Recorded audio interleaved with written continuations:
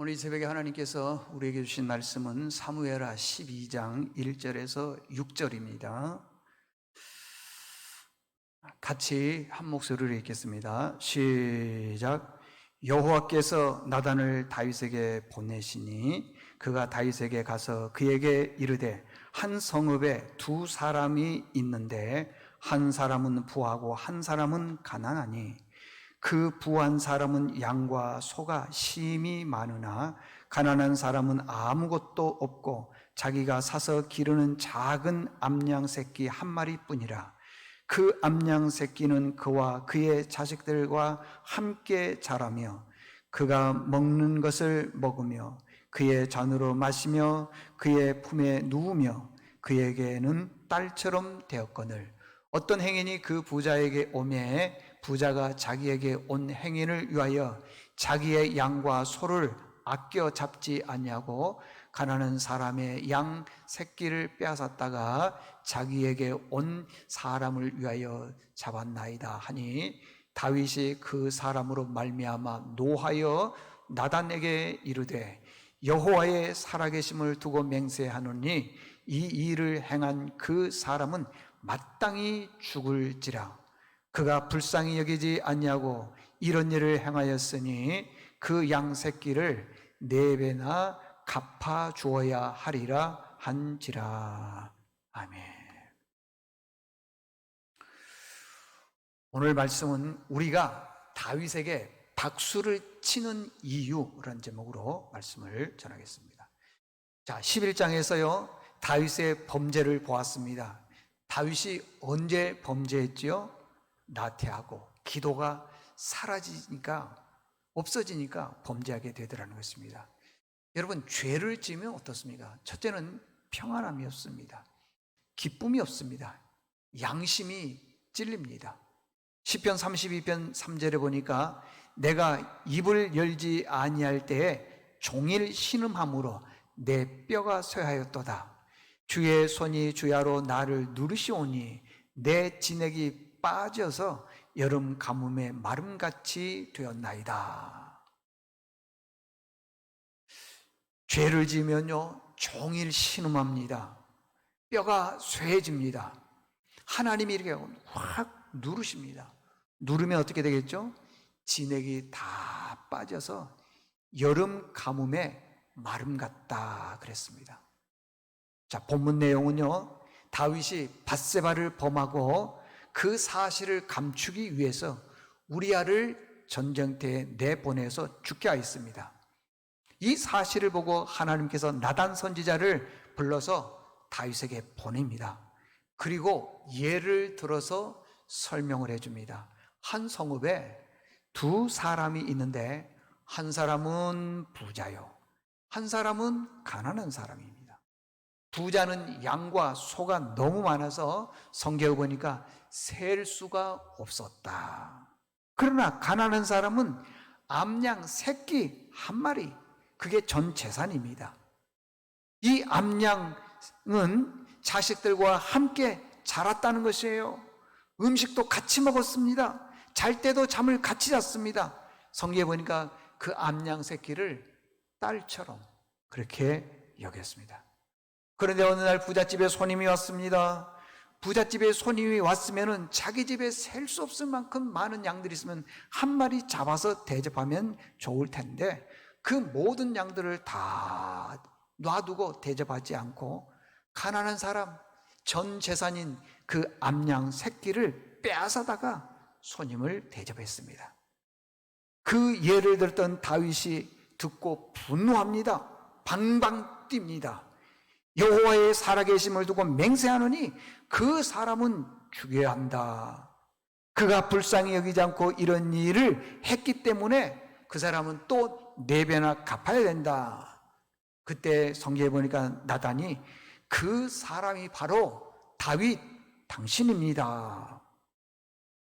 하나님께서 말씀하시기를 내가 너를 기름 부어 이스라엘의 왕으로 세웠다. 사울의 손에서 구원해 주었다. 많은 아내들도 주었다. 이스라엘과 유다 족속을 내게 맡겼다. 만약에 성경에 보니까 이것도 부족하다면 이것도 주고 저것도 주고 다 줄 것이다. 그런데 어떻게 하나님 말씀을 업신여기고 나 보기에 악한 일을 행하였느냐? 내가 우리아를 암몬 자손의 칼에 죽게 하고 그 아내를 빼앗아 내 아내로 삼았느냐?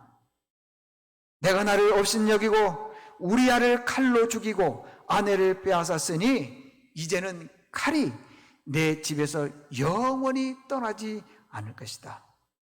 네 아내를 빼앗아 다른 사람에게 줄 것이다.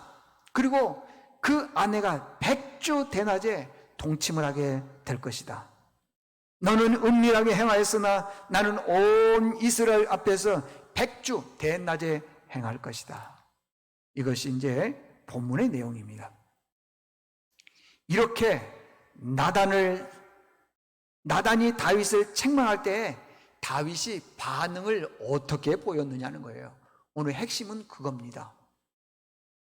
반응을 어떻게 보였죠? 내가 여호와께 범죄했다. 여기서 깨달아야 할 점이 몇 가지가 있습니다. 첫 번째, 선지자의 책망을 왕은 받아들였다는 것입니다. 다윗은 한 나라의 왕, 전제군주입니다. 전제군주란 뜻은 한 나라의 법이 있는데 그 법보다도 더 위에 있는 것이 왕의 법, 왕의 말이라고 하는 것입니다. 그래서 왕의 말은 무소불위의 권력을 가지고 있습니다. 다윗에게는요, 밧세바 말고도 수많은 여인의 아내가 있었습니다.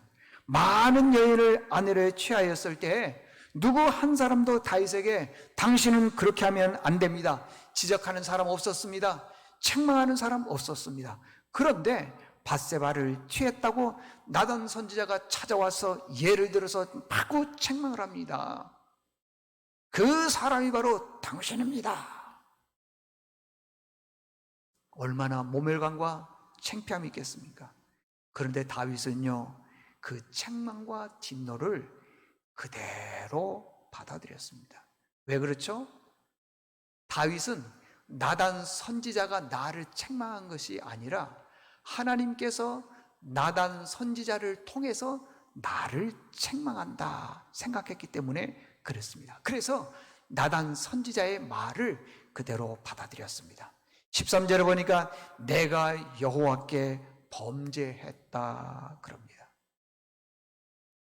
디모데후서 3장 16절에 보니까 모든 성경은 하나님의 감동으로 된 것으로 교훈과 책망과 바르게 함과 의로 교육하기에 유익한 말씀이다 그랬습니다. 여기 보니까요, 교훈과 책망 그러지 않습니까? 여러분, 부모가 자녀를 키울 때 책망할 때가 있습니다. 왜 책망하지요? 유익을 위해서입니다. 그런데 자녀들이 그렇게 유익을 위해서 나를 책망했다 받아들이느냐? 그러지 않다라는 것입니다. 그때 부모님의 마음은 어떻습니까? 화도 나지만은 속이 상합니다. 내가 너를 책망한 것을 그렇게 모르느냐? 흔히 우리가 말하는 것처럼 너 잘 되라고 한 것이다. 그러지 않습니까, 여러분들? 설교 시간에 가끔씩 교인들에게 교훈하고 책망할 때가 있습니다. 그러면은 그 교훈과 책망을 받아들이는 교인들이 있는가 반면에 받아들이질 않습니다. 왜 그럴까요? 내 자아가, 에고, 강하기 때문에 그렇습니다. 자아가 강한 사람은요, 절대 말씀 안 받아들입니다. 그냥 쉬운 거, 복 받는 거, 그런 것만, 여러분 아무리 복설교해도요 복 못 받습니다. 잘 보십시오. 나단 선지자가 와서 그 사람이 바로 당신입니다. 다윗이 뭐라 그랬습니까? 내가 여호와께 범죄했다. 바로 인정하지 않습니까? 말씀이 우리를 책망하면 언제든지 받아들이는 믿음, 하나님은 그 믿음을 기다리고 있다고 하는 것입니다. 두 번째입니다. 두 번째는요, 죄를 철저하게 회개해야 됩니다. 시편 51편은 다윗이 밧세바를 범하고 나단 선지자가 와서 책망했을 때 책망한 내용을 기록한 것입니다. 몇 절만 한번 소개해 보겠습니다. 1절에 보니까요, 하나님이여 주의 인자심을 따라 내게 은혜를 베푸시며 주의 많은 긍휼을 따라 내 죄악을 지워주소서.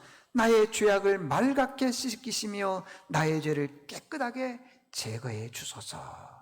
7절, 우슬초로 나를 정결하게 하소서. 내가 정하리이다. 나의 죄를 씻어주소서. 내가 눈보다 희리이다. 10절입니다. 하나님이여 내 속에 정한 마음을 창조하시며 내 안에 정직한 영을 새롭게 하소서. 그 다음 말씀, 나를 주 앞에서 쫓아내지 마시며 주의 성령을 내게서 거두지 마옵소서. 17절입니다.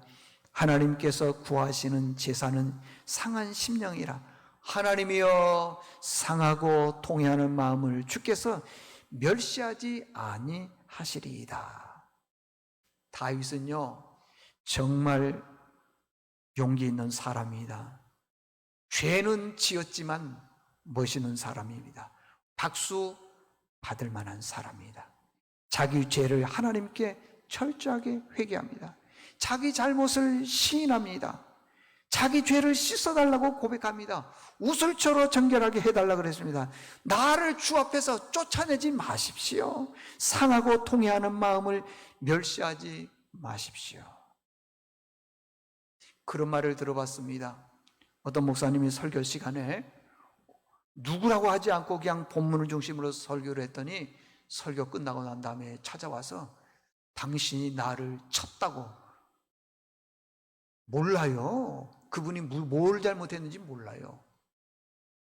여러분들, 말씀을 받아들인 사람이 정말 용기 있는 사람입니다. 박수 받을 만한 사람이 정말 하나님 앞에서 자기 죄를 고백하는 사람입니다. 다윗이 어떻게 이렇게 당당하게 자기 죄를 고백할 수 있었죠?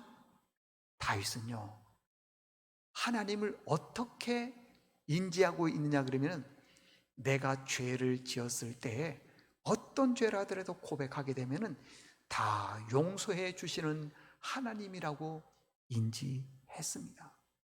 그래서 자기가 가지고 있는 부끄러운 것들도 다 하나님 앞에 고백하게 되더라는 것입니다.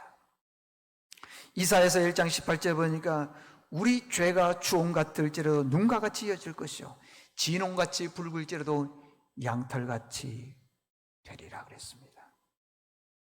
결론입니다. 우리는 연약한 인간입니다. 날마다 말과 행동으로 죄를 짓습니다. 사람들에게 상처 주는 말들도 참 많이 합니다. 가족들에게 본이 되지도 못합니다. 영적으로 게으르고 나태할 때가 많이 있습니다. 말씀이 우리를 책망할 때 그 말씀을 수용합시다. 그리고 참여하십시다. 그래야만이 하나님의 은혜가 우리에게 임합니다. 다윗은 범죄했지만 박수받을 만한 사람 아닙니까?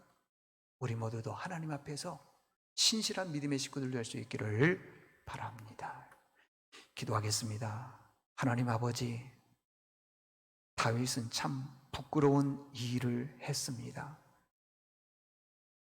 그럼에도 불구하고 그가 박수 받을 만한 이유는 나단 선지자가 와서 책망하고 당신이 바로 그 사람입니다고 했을 때에 자기의 잘못을 시인하고 인정하고 내가 여호와께 범죄했다 그랬습니다. 보통 왕 같으면은 무소불위의 권력을 가졌기 때문에 나단을 쳐서 죽일 수도 있지만은 그가 하나님 앞에 자백한 이유는 다윗은 하나님을 그렇게 기억했습니다. 내가 어떤 죄를 지었다 하더라도 모든 죄를 다 용서해 주시는 하나님인 것을 알았기 때문에, 인지했기 때문에 그렇게 기도했습니다. 우리도 어떤 죄가 있다 하더라도 하나님께 아래서 다 해결함 받고 정말 모든 사람들로부터 박수 받을 만한 믿음의 삶을 살게 도와주시옵소서. 예수님의 이름으로 기도드리옵나이다. 아멘.